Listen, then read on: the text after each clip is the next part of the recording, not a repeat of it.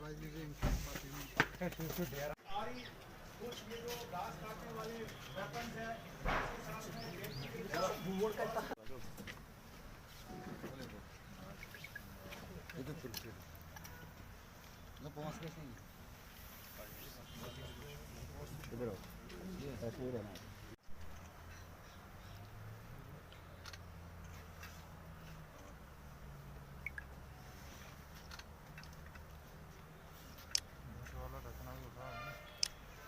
Sir ऊपर करो, sir ऊपर करो।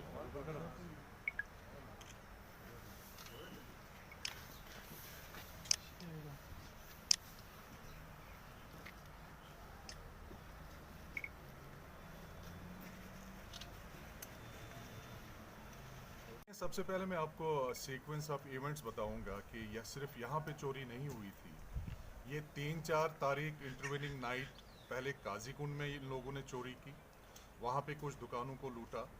उसके बाद ये 5-6 तारीख को रामबन पहुँचे, वहाँ पे 5-6 दुकानों को इन्होंने लूटा। उसके बाद ये बटोत चले गए, बटोत में भी इसी किस्म की वारदात इन्होंने की। और आखिर में ये 7-8 इंटरवीनिंग नाइट को यहाँ बानाल पहुँचे और यहाँ पे इन्होंने ये वारदात सर अंजाम दी। हम पिछले एक हफ्ते से इनकी मूवमेंट्स को मॉनिटर कर रहे थे, कोशिश में लगे हुए थे कि इन चोरों को पकड़ा जाए। लेकिन जब बानहाल में इन्होंने ये कार्रवाई की, हमें एक क्लू मिला जिसमें यहाँ की जो हमारे एसडीपीओ साहब हैं, यहाँ के एसएचओ साहब हैं, यहाँ के जो दीगर पुलिस के अफराद हैं, इन्होंने एक प्रोफेशनल तरीके से इस केस को सॉल्व किया। और नतीजा आपके सामने है कि कल रात को हमने इन 5 लोगों को गिरफ्तार किया है। ये एक बहुत बड़ा गैंग है, इसमें इनके कुछ और अफराद मतलूब हैं, वो जल्द ही हमारी गिरफ्त में आ जाएंगे। तो देखिए, ये चोर जो होता है ये एक कदम आगे चल के सोचता है, तो इसको गिरफ्त में लेने के लिए आज हम लगे हुए हैं। रामबन में 2-3 जगह रेड्स की गई, वहाँ हमें ये नहीं मिले, लेकिन बहुत जल्द आप देखेंगे जो दूसरा ग्रुप इनका है, इनको हम गिरफ्तार करेंगे। लेकिन आपने देखा होगा जो सीसीटीवी फुटेज बानहाल टाउन की भी थी, उस वक्त भी हमारी पुलिस बड़ी चाको चौबंद थी, किसी को ये शक न रहे कि पुलिस गश्त नहीं कर रही थी।